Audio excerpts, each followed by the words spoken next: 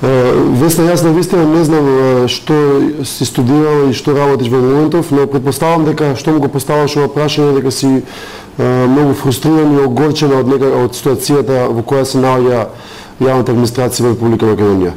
Точно е дека како никогаш претходно во јавната администрација единствен критериум е партиската книжка на ДПМН.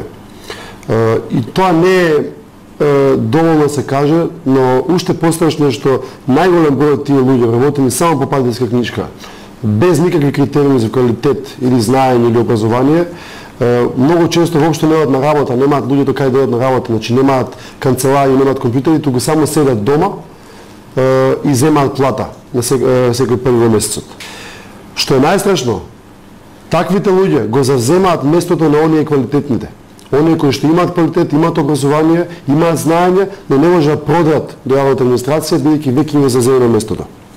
Едноставно не може 30.000 партиски војници на ДПМН да ги држат во заложништво 2 милиони народ кои што имаат право да живеат понормално и немаат право да даваат дел од својот буџет за плати на таквата администрација.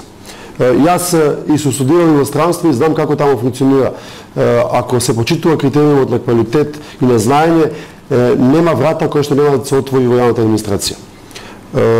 И конечно, мислам дека само чесен и одговорен пристап, базиран на цврсти критериуми и квалитет и јасна политичка волја може да помести планини и да размери јавната администрација. За жал, во моментот во Македонија, знаењето не е ниту сила, ниту моќ. Тоа е вистината.